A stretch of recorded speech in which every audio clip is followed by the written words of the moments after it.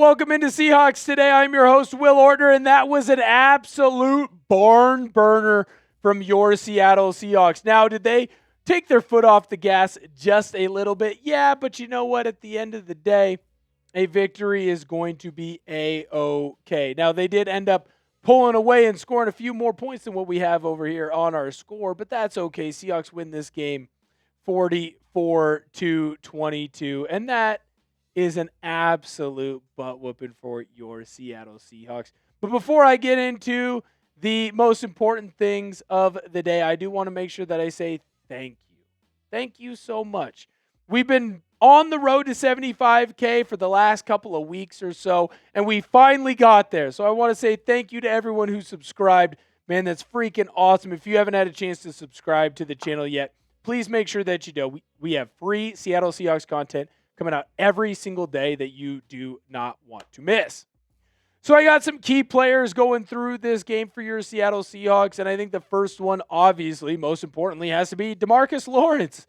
I mean, I don't know if he's had a day better than today back in high school, playing Pop Warner. I mean, the kid was unbelievable. You go through his stats, and yeah, okay. Hey, man, you had a half sack. That's pretty good. Hey, man, you had a TFL. That's a pretty darn good day. Got to the quarterback a lot. Made Jacoby Brissett very uncomfortable. Made Keaton Slovis very uncomfortable. Had a couple tackles. He had 2 touchdowns in this game. The leading touchdown getter for your Seattle Seahawks was a D-freaking-end. DeMarcus Lawrence took the ball back twice for your Seahawks for touchdowns, and I think that's so darn impressive. This team is special, and what they're doing at that defensive end, defensive line group is incredible. Remember, Jarran Reed practiced fully all week long, and then at the very last minute was like, you know what? There's a wrist injury. It's worse than we all thought. We need him to go on to IR. And who steps up? DeMarcus Lawrence. Now, I know it's not the same position. It's not the same player. They both start together anyways. DeMarcus Lawrence was very impressive in this game. Congratulations to a guy who's had a very long career, a very good career. And congratulations on having a career day. The next player that I thought was very key for your Seattle Seahawks, Tyrese Knight. Man, you want to talk about a guy overcoming adversity. Remember, last year, you decide to make him a starter at that will linebacker position, and he comes in and he does very well for the Seattle Seahawks. Now, most people would instantly go, well, Tyrese Knight's, of course, going to be the starter the rest of the way. And then, unfortunately, Knight has an injury.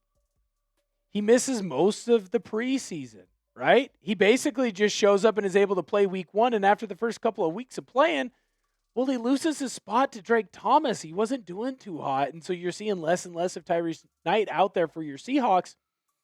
Ernest Jones ends up having an injury to his knee, has to miss some time. Tyrese Knight comes in, takes a step up, plays pretty well against the Commanders. That's enough so that the Seahawks say, hey, we trust you, Drake Thomas and Tyrese Knight. We're going to let you guys go out and fly around. And what does the kid do? He balls the you-know-what out. 8 tackles would be a good stat for most guys. That's not good enough for Tyrese Knight. 3 TFLs from a linebacker? That's a pretty darn good night. That's not good enough for Tyrese Knight. 2 sacks in this game. Here's what's more important, though. They're both freaking strip sacks. He gets to Jacoby Brissett. Not only does he get the sack, but he gets his hand on the ball. So there's a fumble afterwards. Guess what happens on both those? DeMarcus Lawrence picks them up and goes in for a touchdown. Tyrese Knight was the biggest difference for your Seahawks. The Seahawks offense did well today, but it was the defensive touchdowns that really jump-started this run of this game being over by the time the second quarter started. That was Tyrese Knight. Tyrese Knight earned himself more playing time, even when Ernest Jones comes back. Now, I'm not saying that he should bench Ernest Jones. Ernest Jones is your green dot. He's the most important guy going on that defense. But should he rotate in more with Drake Thomas? Hell yeah, he should. Hell yeah, he should. That was awesome, man. Tyrese Knight had a fantastic game, and I'm happy for the kid. I'm happy for the boy.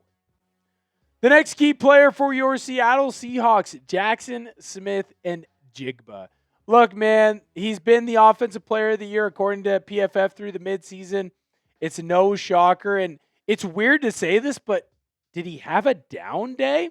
No, I'm not going to jump on him for it, right? When you look at his stats, obviously they're a little bit less than what they normally would be. It's very important to mention he got caught right underneath the chin by Budda Baker early in this game, and so he went through the concussion protocol, and they kind of afterwards, Seahawks are like, we're up big. We don't need to risk you on this one. But he had a big 40-yard touchdown catch for the Seahawks that first drive. He was all over the field making big catches. And then when the Seahawks were worried and they knew that they needed a big catch, who did they go to? Of course they went to JSN.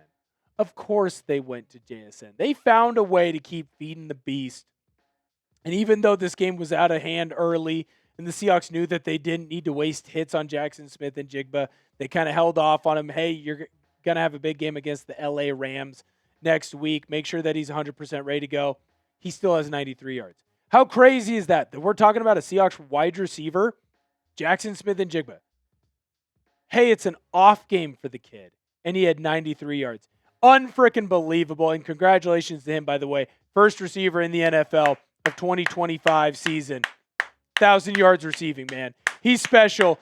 He's getting close to that 2,000-yard mark. I think he gets there. I really, really think that he gets there. I want to know what your one-word reaction for today's game was. Honestly, I thought it was last week, right? We said arrival. The Seahawks arrived on the national stage. I would say that for this game, I would say that the Seattle Seahawks did more than just arrive. I would say that the Seattle Seahawks reiterated just exactly what they are. The Seahawks came in and dominated in this game. It was fantastic. I appreciated everything that they did. And honestly, at this point, if you're a Seahawks fan and you're not excited for the rest of the year, man, you better go to the hospital, check your pulse, check your heart rate. This team is special. Go down below in the comment section. Give me your one-word reaction for today's game. Before I get into my last key player for your Seattle Seahawks, I got to tell you about this sweet deal over at chatsports.com/JSN jersey.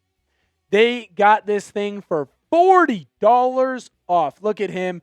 Man, the kid just got 1,000 yards receiving already week 10. Week 10 of the NFL season.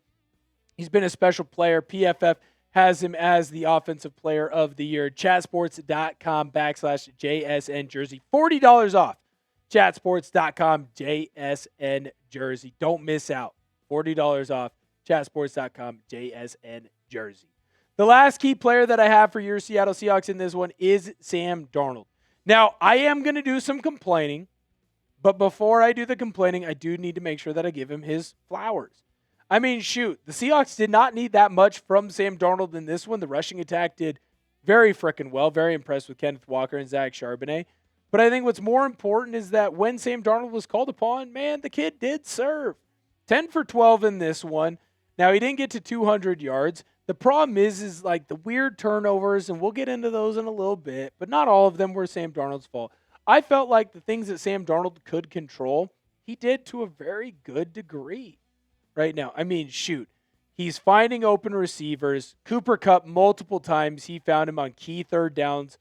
He did a great job of finding Jaxon Smith-Njigba early on. Now, I would have thought they would have taken a shot or two for Rashid Shaheed. Didn't do it in this game. Found different ways to use him, which I thought was very fascinating for your Seattle Seahawks. But Sam Darnold, again, did what was asked of him. Even his interception is weird, and it's kind of stupid because the ball just hit off a guy's helmet. How much control does he have there? If A.J. Barner does a better job blocking, the ball never hits A.J. Barner's helmet. The ball doesn't get intercepted. It is weird that Sam Darnold has two balls that have hit off different guys' helmets inadvertently and then led to interceptions on the season, but it just kind of is what it is. Yeah, the rushing yards aren't great, but man, the kid is special. And you're now setting yourself up for a 7-2 and 7-2 matchup against the Rams next week. And Sam Darnold's got you there. He's gotten you to a position where the Seattle Seahawks are a legit Super Bowl contender, and it's because of 14. It's because of 14. I don't love the turnovers. I don't love that you have the strip sack. Is that really on Sam Darnold? A little bit. 25% I'll give him. More of it's on the O-line. The interception, A.J. Barner doesn't get blown up. The interception doesn't happen. Sam Darnold's going to go to the podium later on today and say, hey, it was all my fault. He doesn't have to do that, but he does because he's a good leader. Sam Darnold is special. Yeah, the turnovers aren't great. They're not all on him, and mostly they're not on him.